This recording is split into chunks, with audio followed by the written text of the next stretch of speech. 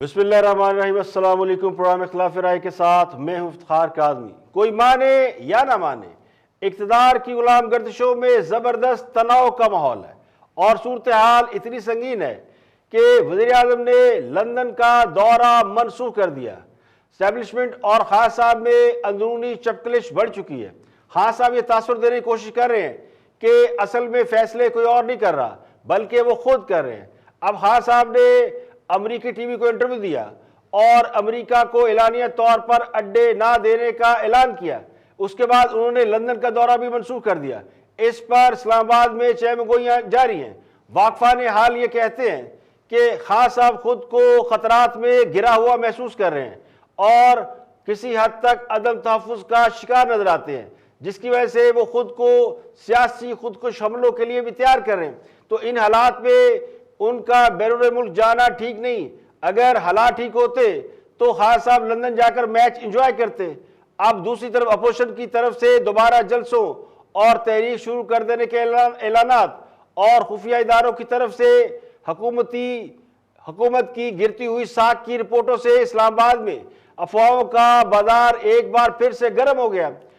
तो कहने वाले कहते हैं कि खान साहब ने पैगाम रसानी के लिए गैर मुल्की मीडिया का सहारा लिया। खान साहब आलमी एस्टेब्लिशमेंट की जानिब से खुद को इग्नोर किए जाने पर भी परेशान हैं और चाहते ही हैं कि आलमी एस्टेब्लिशमेंट उनके साथ बराह रास्त बात करे, लेकिन इस मामले में एस्टेब्लिशमेंट के सामने उनकी एक नहीं चल रही। अब अफगानिस्तान वाले मामले में भी खान साहब हाई मॉरल ग्राउंड लेकर खुद को रेलिवेंट करने की कोशिश कर रहे हैं। जरा ये कहते हैं कि अगले चंद दिनों में बड़ा सियासी खेल शुरू हो जाएगा और पाकिस्तान की सियासत में कई नुमाया तब्दीलियां देखने में आ सकती हैं। मुआशी कामयाबियों के दावों का जादू भी नहीं चल सका और पहली बार स्टेक होल्डर इस बात पर संजीदगी से गौर कर रहे हैं कि इस सूरत हाल से कैसे निकला जाए। खान साहब सियासी मुखालफिन के हवाले से एस्टेब्लिशमेंट के बाज़ लोगों की जानिब से अपना रवैया नरम करने पर नाला है। खान साहब समझते हैं कि एस्टेब्लिशमेंट उनके सियासी मुखालफिन के साथ कोई मामला सेटल कर रही है। जरा ये भी कहते हैं अब नैब भी खान साहब को उस तरह रिपोर्ट नहीं कर रहा जिस तरह पहले रिपोर्ट कर रहा था। इसलिए खान साहब ने FIA को मैदान में उतारा है, जिसने शहबाज शरीफ और हमजा शहबाज को तलबी के नोटिस जारी किए, तफ्तीश के लिए बुलाया और गिरफ्तारी की वार्निंग दी, जिसके बाद शहबाज शरीफ और हमजा शहबाज ने अबूरी जमानतें करा लिए। शहबाज शरीफ और हमजा शहबाज को यह बताया गया कि खान साहब हर सूरत उनकी गिरफ्तारी चाहते हैं ताकि वो ताकतवर हल्कों को मनमानी से रोक सके या अपनी नाराजगी जाहिर कर सके। तो ज्यादा इम्कान इस बात का है कि दोनों को गिरफ्तार कर लिया जाएगा, जिसके बाद दोनों ने अबूरी जमानतें करवाने में ही आफियत जानी है। तो जरा ये कहते हैं कि इन्हें किसी और मुकदमे में भी फ्रेम करके गिरफ्तार करने की कोशिश की जा सकती है। तो इस बार खान साहब को एक दो नहीं बल्कि खान साहब ने कई महाज खोल रखे हैं और उन्हें कई महाजों का सामना है। इनमें से बाज महाज ऐसे हैं जो खान साहब ने, वो कहते हैं ना, आ बैल मुझे मार वाला काम किया है। पार्लियामेंट के अंदर भी अपोजिशन उन पर चढ़ी हुई है और पार्लियामेंट के बाहर भी अपोजिशन तहरीक चलाने की तैयारी करके उन पर दबाव डाल रही है, जबकि उनके इत्तेहादी भी उनसे नाराज है, आंखें दिखा रहे हैं। और पिछले दिनों हुकूमत ने जो माशी कामयाबियों के दावे किए थे उससे सूरत हाल को संभालने की कोशिश की, लेकिन वो कोशिश भी कुछ ज्यादा कामयाब नहीं हुई और उकदा ये खुला है कि IMF के साथ हुकूमत का प्रोग्राम सस्पेंड है। इस पर दोबारा मुज़ाकरात होंगे तो ये प्रोग्राम जारी होगा। अब हुकूमत इस बात से इनकार कर रही है कि IMF के साथ प्रोग्राम में कोई तात्तुल आया है, लेकिन इन खबरों का भी बहुत नेगेटिव असर पड़ा है और एक बार फिर इकॉनमी जो है वो डामाडोल नजर आती है। अब खान साहब ने जुलाई में पाकिस्तान और इंग्लिस्तान के दरमियान क्रिकेट सीरीज देखने के लिए इंग्लैंड जाना था और यह दावत उन्होंने बरतानवी प्राइम मिनिस्टर ने दे रखी थी और हुकूमती हल्के बड़े खुश थे कि एक अरसे बाद पाकिस्तान के प्राइम मिनिस्टर किसी यूरोप या ऐसे मुल्क की तरफ जा रहे हैं जिनका पाकिस्तान के साथ मामला कुछ ज्यादा अच्छे नहीं है।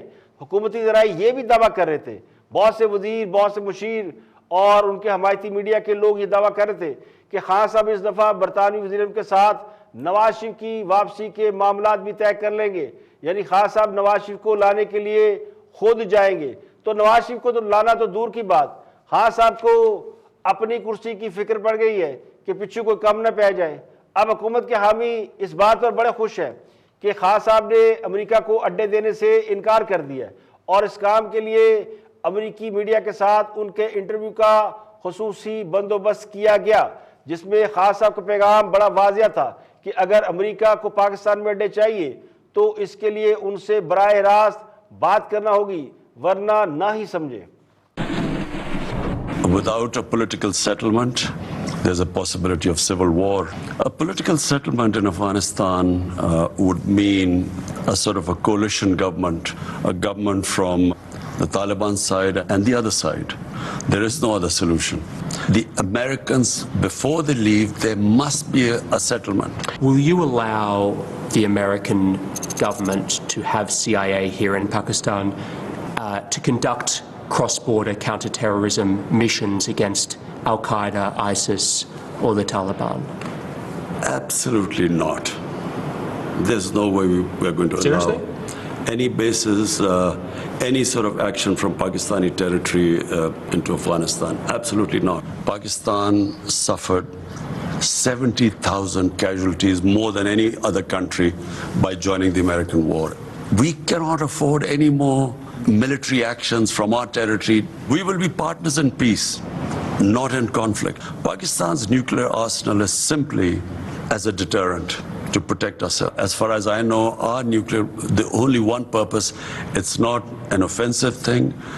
Any country which has a neighbor 7 times the size as Pakistan has would be worried. Is your goal vis-a-vis India and Pakistan nuclear disarmament? I'm completely against nuclear arms. I always have been. We've had 3 wars against India. And ever since we've had nuclear deterrent, we have had no war between the two countries. We have border skirmishes, but we've never faced war.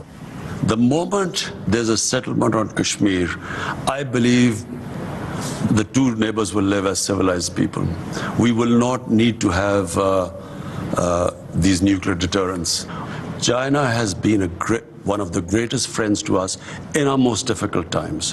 When we were really struggling, our economy was struggling, China came to our rescue. So we respect the way they are, and whatever issues we have, we speak behind closed doors. How come this is such a big issue in the Western world? Why are the people of Kashmir ignored? It is much more relevant. Compared to what might be going in the Uyghurs, 100,000 Kashmiris have been killed. There are 800,000 Indian troops which have, literally it's an open prison in Kashmir. 9 million Kashmiris are put there. Why is that not an issue? So I think it's hypocrisy.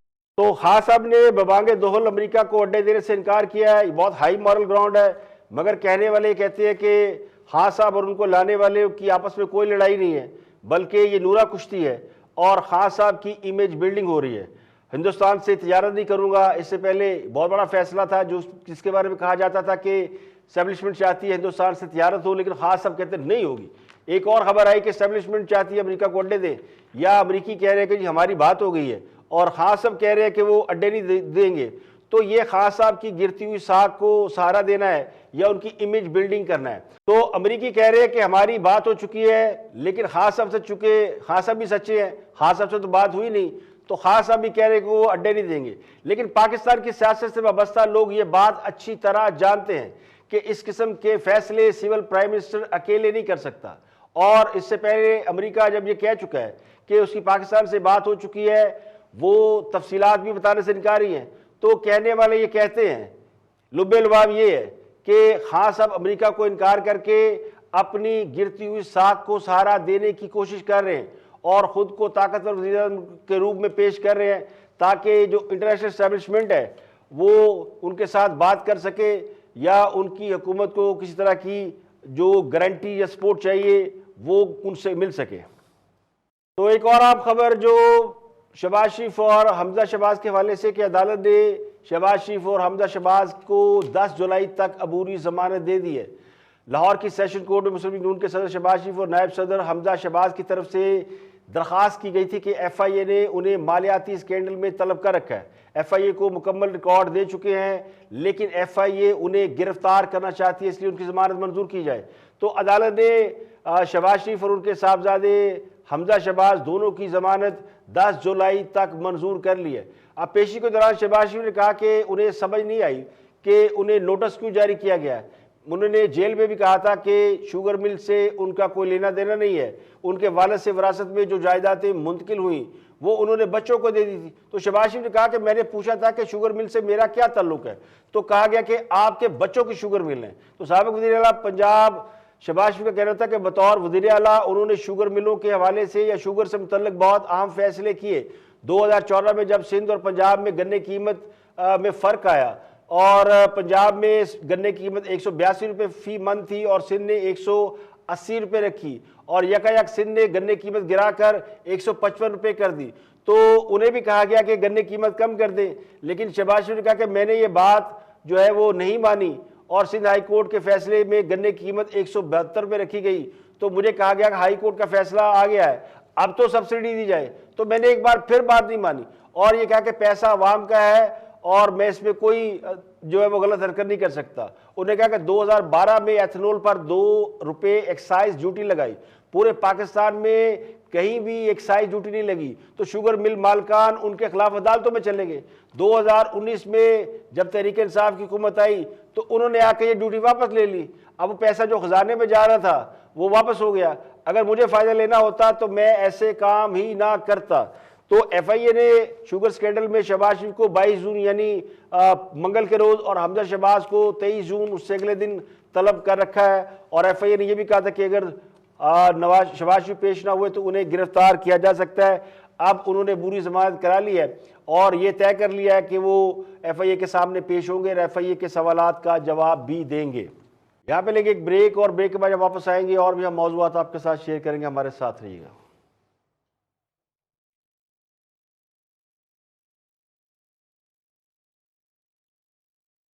Welcome back, आप देख रहे हैं programme इख्तिलाफ राय और मैं Iftikhar Kazmi. Break के बाद हाजिर खिदमत आगे बढ़ते हैं और गुफ्तगू कर रहे हैं अयाज ज़मीर, एक्स पार्लियामेंटेरियन हैं, तजिया निगार हैं।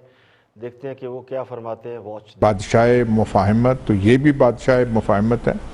इस दफ़ा इस वक्त उस रास्ते पे, मुफाहमत के रास्ते पे, वो जो एक मोटरवे है मुफाहमत की, 2 लीडरान, 2 कारवानें चल रही हैं।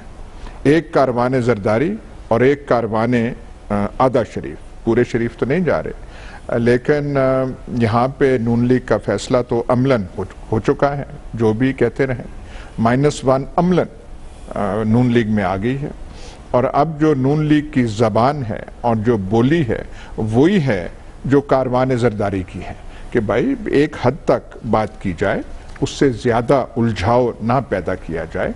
यही सियासतें गुज़रे दौर के ख़ात्मे आला की है और APC बुला ली है उन्होंने। APC के बारे में मैं ये कह दूं कि पाकिस्तान में ममलकत खुदादाद में जो फजूल हरकात जो होते हैं उनकी अगर आप फहरिस्त बनाएं तो कहीं ऊपर पे आएगा ऑल पार्टीज कॉन्फ्रेंस। मतलब इससे कोई ज़्यादा बेकार एक्सरसाइज कभी नहीं हुई पाकिस्तान की तारीख में। जब भी कभी बुलाई आपने वो जो क्या है गुफ्तन और वो बर्खास्तन और शुनीदन और फलाना जो है, उससे भी बढ़ के बेकार की तकरीरें, किसी फैसले पे ना पहुंचना, लेकिन वो एक आध दिन मीडिया को यरगमाल बना लेना और वो ऑल पार्टीज कॉन्फ्रेंस होती है। भाई आपने कोई बात करनी है तो आप leader of the opposition national assembly में हैं, वहां पे आप बात करें। अपोज या सपोर्ट आपने इस वो बिल तो वहां पास हो गया है, अब रह गया सेनेट, तो आपने कुछ मौक़िफ़ इख्तियार करना है तो वहां पे आप करें, ऑल पार्टीज कॉन्फ्रेंस में करें। मुझे कोई एक बता दें अयूब खान के राउंड टेबल कॉन्फ्रेंस से लेके आज तक कि सियासी पार्टीज का इज्तिमा हुआ हो और किसी खातिर खा नतीजे पे वो जो इज्तिमा है पहुंचा हो। एक भी आपको नजीर, एक भी आपको मिसाल नहीं मिलेगी। अगर कोई मुजाहमत करे तो ये इल्ज़ाम के इदारों से लड़े और अगर सुलह सफाई से चले तो ये इल्ज़ाम के मफाहमत की मोटरवे पर चल रहे हैं। बदकिस्मती से हमारे यहाँ सो कॉल दानश्वरों का एक ऐसा तबका वजूद में आ चुका है जिसका काम बस इतना ही रह गया है कि आटा गूंथते हुए हिलती क्यों हो या फिर आटा गूंथते हुए हिलती क्यों नहीं, ये किसी भी हाल में खुश नहीं है। और इनका काम यह है कि हुकूमत की गुड बिक्स पर रहने के लिए अपोजिशन को क्रिटिसिज्म का शिकार करें, तनकीद करें, लोगों को बदगुमान करते रहे। तो ऑल पार्टीज कॉन्फ्रेंस का अभी सिर्फ ऐलान हुआ है कि तारीख के कूड़ेदानों से नाकामियों की खबरें निकाल ली गई हैं कि कोई ऑल पार्टीज कॉन्फ्रेंस कभी कामयाब नहीं हुई। तो इसका मतलब यह है कि सियासी जमातों को मिल बैठकर बात करनी नहीं चाहिए। हमेशा जब भी नेशनल लेवल के इश्यूज होते हैं या कोई बड़े इश्यूज होते हैं तो सियासी जमातें मिल बैठकर उस पर गुफ्तो शनीद करती हैं, उसमें से नुकात निकालती हैं। अब जिस पार्लियामेंट में 2 घंटे की तकरीर 3 दिन में मुकम्मल हो और उसके लिए भी मुआहदे करने पड़े, गालियां और किताबें खाना पड़े, तो फिर लोग पार्लियामेंट में बैठेंगे या फिर पार्लियामेंट से बाहर बैठेंगे। तो अगर पार्लियामेंट में माहौल साजगार हो तो किसी को ऑल पार्टीज कॉन्फ्रेंस बुलाने की जरूरत ही नहीं है। और आगे बढ़ते हैं और एक और खबर और एक और तजिया निगार, बल्कि 2-3 तजिया निगार बैठे हैं और गुफ्तगू कर रहे हैं। इस्लामाबाद के हलकों में इस तजिए की भी बड़ी गूंज है और ये सोशल मीडिया पर भी डिस्कस हो रहा है। तो देखते हैं कि कौन क्या कह रहा है। इसमें बड़े अहम तजिया निगार इरशाद भट्टी है, सलीम बुखारी साहब है और मोहसन बेग, तीनों जो है वो मोतबर किस्म के सहाफ़ी हैं और तीनों अपने अपने स्कूल ऑफ थॉट के हवाले से तजिया देने के माहिर समझे जाते हैं। तो देखते हैं क्या फरमाते हैं। ये जो आप टेक्नोलॉजी पे तो किसी को इतराज नहीं है ना जी, हम में से कोई भी कर रहे हैं ना नहीं, ऑपोजिशन सुन ले ना, उसके पीछे जो नियत है उस पे एतराज है। टेक्नोलॉजी, ये माइक्रोफोन टेक्नोलॉजी, लेकिन टेक्नोलॉजी मशीन को नियत कैसे पता लगेगी? मैं वही तो बता रहा हूँ, आप वो सिस्टम तो देख लें, वो कंट्रोल कौन करेगा, किसके पास होगा, कौन करेगा? आपको नहीं पता कौन करेगा? वो तो कौन करेगा? इलेक्शन कमीशन को ईसीपी करेगा। और नहीं, टोटली बाईपास किया हुआ है। नहीं देखिए खदशात अपनी जगह, वसवसे अपनी जगह, बेग साहब की बात अपनी जगह, लेकिन बात जो बुखारी साहब ने की है ना, हल क्या है? एक है इलेक्शन कमीशन का वर्जन, एक है हुकूमत का, एक है अपोजिशन का। मान लिया कि बहुत सारी मुतसादम होंगी आइन के तहत, मान लिया, लेकिन सारे अगर एक बैठेंगे तो करेंगे, वरना रोते रहेंगे। कोई इलेक्शन कौन करेगा? वो जो बेग साहब कह रहे हैं कि वो सिस्टम जो है नहीं, इस इलेक्शन कमीशन को देंगे ना, इलेक्शन कमीशन को मजबूत करना है, इलेक्शन कमीशन में इस्लाहत लानी है। पावर्स ले ली ना जी, वोटर लिस्ट भी इलेक्शन कमीशन नहीं बनाएगा, नहीं ना दे, चीजें भी बनाएगा तो। और ये कंट्रोल भी जब मशीनें आप सिस्टम बना के इलेक्शन, तो उसके पीछे जो बिल्कुल ठीक हो गया। बहुत कहते थे कि मैं अदारे मजबूत करूं जी, खान साहब कहा करते थे मैं अदारों को मजबूत करूं। बुनियादी उनका था एहतसाब और इस्लाहात। हाँ, लेकिन अब आपको क्यों लगता है कि अब यहाँ पे आके खान साहब जो है वो उस तरह से नहीं कर पा रहे, या करना नहीं चाहते? अगला टर्म आऊंगा, वो अगले 10-20 साल की प्लानिंग है, उसका रास्ता क्या है? रास्ता यही है कि इस तरीके से बैकडोर से अंधेरे में आ जाऊं, धुंध फिर छा जाए, ये काम नहीं होना। अगर इस इलेक्शन में किसी ने इनको सपोर्ट या मैनिपुलेशन करने की कोशिश की, पाकिस्तान में इलेक्शन का प्रोसेस हमेशा के लिए खत्म हो जाए। आपकी असेसमेंट वैसे, अगर आज फ्री एंड फेयर इलेक्शन हो, कौन जीतेगा? लेकिन खान साहब तो नहीं जीते। लेकिन अगर आज पाकिस्तान में फ्री एंड फेयर इलेक्शन हो, कौन जीतेगा? मुझे नून लीग आगे लगती है। आपको नून लीग आगे लगती है? अगर आज पाकिस्तान में फ्री एंड फेयर इलेक्शंस हो, मैं ये तो इंडिविजुअल राय है, ये कोई पोल नहीं है, वैसे मैं अपने व्यूअर्स को बता रहा हूं। तो बुखारी साहब, आपको क्या लगता है कौन जीतेगा? जो एजेंसीज हैं उन पर एतबार है, उन्होंने ये बताया हुआ है कि अगर इस दौर में इस तरह के हालात में इलेक्शन हुए तो पीएमएलएन स्वीप करेगी।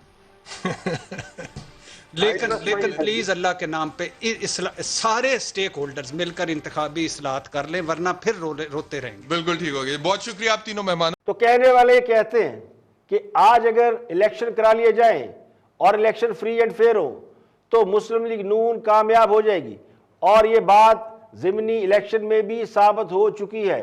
तो खान साहब समेत तमाम ताकतों ने मिलकर जोर लगा लिया। बल्कि अगर ये कहा जाए कि जिसका जितना जोर लगता था, जिसका जितना बस चलता था, वो सब इस्तेमाल करने के बावजूद इसके करप्शन, माफिया, खजाना चोरी और पता नहीं कौन कौन सा इल्ज़ाम नहीं लगाया गया। ये सारे इल्ज़ाम हुकूमत ने लगाए या फिर हुकूमत के हमख्याल लोगों ने लगाए, लेकिन ये सारे इल्ज़ाम मिलकर भी पाकिस्तान के अवाम को बदगुमान नहीं कर सके। अगर बदगुमान किया होता तो फिर नवाज शरीफ फारग हो चुके होते। तो ये बात माननी पड़ेगी कि इन सब बड़े बड़े इल्ज़ामात के बावजूद नवाज शरीफ का कुछ नहीं बिगाड़ा जा सका। ये एक रियलिटी है, किसी को अच्छी लगे या बुरी लगे। अब मुस्लिम लीग नून की हुकूमत अब मुस्लिम लीग नून आज भी सियासी जमात के तौर पर मौजूद है, तो अब इलेक्शन चोरी के लिए इलेक्ट्रॉनिक वोटिंग का ड्रामा शुरू कर दिया। अब ड्रामा क्यों कहा जा रहा है? ड्रामा इसलिए कहा जा रहा है कि जब 2013 का इलेक्शन हुआ था तो भी नवाज शरीफ को टेक्नोलॉजी के इस्तेमाल से शिकस्त दी गई थी। लोगों का हाफजा बड़ा अच्छा है, उन्हें मालूम है कि किस तरह वो आरटीएस सिस्टम बैठा और फिर उसके बाद सब कुछ ही बैठ गया। अब अगले इलेक्शन में भी आप टेक्नोलॉजी का इस्तेमाल करने की कोशिश कर रहे हैं, तो इससे ये शक पड़ता है कि एक बार फिर उन्हें हराने की कोशिश की जा रही है। तो इलेक्ट्रॉनिक वोटिंग मशीनों के इस्तेमाल पर किसी को इतराज नहीं है, सवाल उस टेक्नोलॉजी के ऊपर कंट्रोल का है। जो लोग आरटीएस पर कंट्रोल करके नताइज तब्दील कर सकते हैं, उनके लिए इलेक्ट्रॉनिक वोटिंग से यानी एटीएम मशीनों, इलेक्ट्रॉनिक AVM इलेक्ट्रॉनिक वोटिंग मशीनें आ रही हैं, इनसे नताइज तब्दील करना कौन सा मुश्किल काम है। तो असल मसला टेक्नोलॉजी के इस्तेमाल का नहीं है। लोग ये ना समझे कि चूंकि इलेक्ट्रॉनिक वोटिंग का इस्तेमाल करने की बात हो रही है तो लोग भाग रहे हैं। मसला ये नहीं है। लोग भाग क्यों रहे? लोग भाग इसलिए रहे हैं कि वो उन कुव्वतों की मुदाखलत से डरते हैं जो इसके इस्तेमाल से इलेक्शन पर असरअंदाज हो जाते हैं। तो यहाँ पे लेंगे एक ब्रेक, और ब्रेक के बाद जब वापस आएंगे और भी हम मौज़ूआत आपके साथ शेयर करेंगे। हमारे साथ रहिएगा।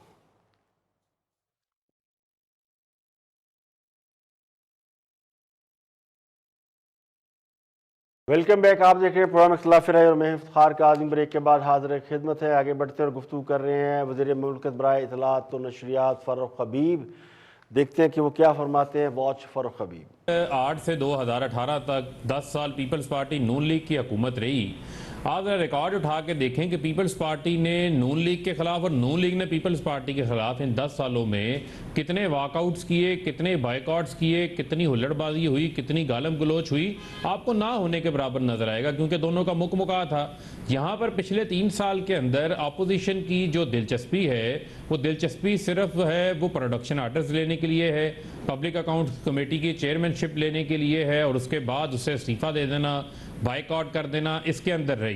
कुछ फैक्ट्स आपके सामने रखना चाहता हूं। इसी पार्लियामेंट ने 110 कवानीन पास किए हैं। अभी हालिया दिनों में जिन बिल्स का इन्होंने शोर मचाया हुआ था कि एक दिन में 21 बिल पास हो गए, उनमें से शहजाद इकबाल साहब आपकी इतला के लिए और व्यूअर्स की इतला के लिए उनमें से बेशतर बिल ऐसे हैं जो 2019 में पार्लियामेंट के सामने ले किए गए, जिनकी रिपोर्ट स्टैंडिंग कमेटी से पास होकर 2020 से पड़ी थी। 1.5 साल से 2-2 साल से बिल्स पार्लियामेंट में पड़े थे। ऑपोजिशन का मुंह तक रहे थे कि ये आएंगे, डिबेट करेंगे, बहस करेंगे तो फिर ये बिल पास होंगे। इनकी अदम दिलचस्पी थी। इनकी दिलचस्पी इस्तीफों पर, अदम एतमाद पर, पीडीएम के आर पार और अब खवार होने वाले मामलात की तरफ है। अब जो ये बात कर रहे हैं एपीसी की तरफ जाने की, इनसे सवाल ये पूछें कि फ़खर अमाम जैसे शख्स जो साबका स्पीकर रह चुके हैं, जो सबके दरमियान जो है वो मैं समझता हूँ कि उनके ऊपर अक्रॉस द बोर्ड रिस्पेक्ट है, उनकी सरबराही में कमेटी बनाई गई कि इनसे रब्ता करें, इनसे मुलाकात करें। इन्होंने मिलने से इनकार कर दिया। 20 बार मुख्तलिफ मौक़ों पर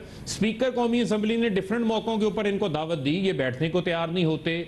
इनके रवैये तो इनके अपने हैं। चले हम एहतजाज कर रहे थे कि जी ऑपोजिशन जो है वो हर बार हमसे जो तय करती है कि हमारी बात सुनेंगी, हम इनकी बात सुनेंगे, उससे ये पीछे हट जाते हैं। इनसे पूछने वाला ये सवाल है, शहबाज शरीफ तकरीर कर रहे हैं तो नून लीग के पार्लियामेंटेरियंस क्यों गालिम गलोच कर रहे थे? वो अपनी सीटों पे एहतजाज क्यों कर रहे थे? वो हुकूमती बेंचों के ऊपर आके लपक लपक के हमले करने की क्यों कोशिश कर रहे थे? क्योंकि इनके अंदर अपने इतफाक नहीं है। ये मरियम वाली जो बात कर रहे थे, अगर इतफाक हो तो शहबाज शरीफ पांव पकड़ने की बात कर रहे हैं, घुटनों को हाथ लगाने की बात कर रहे हैं, मरियम जो है वो मज़ाहमत की बात कर रहे हैं, तो तफरीक तो इनके अपने रैंक्स के अंदर आपको नजर। देखिए, ये बात दुरुस्त है कि अपोजिशन ने कानून साजी में हुकूमत का साथ नहीं दिया। तो क्यों साथ नहीं दिया, इसकी वजह तो सबको मालूम है।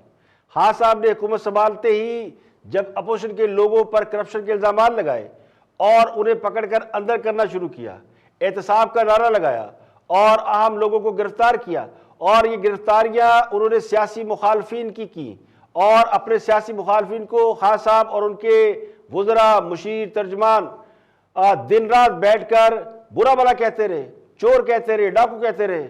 तो खान साहब पूरी कौम को बताते रहे कि अपोजिशन में सारे चोर हैं, इसलिए हम इनसे हाथ नहीं मिलाते। जिसका नतीजा ये निकला कि अपोजिशन ने आपस में एका कर लिया, पीडीएम बन गई और फिर हुकूमत के खिलाफ एक मजबूत अपोजिशन वजूद में आई। तो एहतसाब के नाम पर इंतकाम लेने का तासुर मजबूत हो गया, क्योंकि खान साहब ने अपने लोगों पर इल्ज़ाम साबित होने के बावजूद उन्हें नहीं पकड़ा, बल्कि सियासी मुखालफिन को पकड़ते रहे और फिर ये भी कहते रहे कि जी हमने नहीं पकड़ा, ये तो इदारे पकड़ रहे हैं। तो ये सारी हकीकत खुल गई, खुद अदालतों ने कह दिया कि ये सारा मामला जो है वो ठीक नहीं है, इसमें गड़बड़ है। तो अपोजिशन जमातों में इख्तलाफ है या नहीं, इससे हुकूमत को कोई फ़र्क नहीं पड़ना चाहिए। हुकूमत का जो काम है वो उसे करना चाहिए। अगर हुकूमत ऐसी पेटी इशूज़ में, ऐसी छोटी छोटी बातों में उलझी रहेगी कि अपोजिशन की कौन सी सियासी जमात में लोग इख्तलाफात का शिकार हैं या किसका बयानिया चल रहा है, लीड कौन कर रहा है, नहीं कर रहा, तो फिर हुकूमत कैसे चलेगी? मामला मुतनाज़ रहेंगे। तो मुस्लिम लीग नून की क़यादत कौन कर रहा है, पीपल पार्टी को लीड कौन कर रहा है, JUI को लीड कौन कर रहा है, ये हुकूमत का इशू नहीं होना चाहिए। ये इशू तो उनकी जमात के अंदर होने चाहिए, उनके लोगों के होने चाहिए।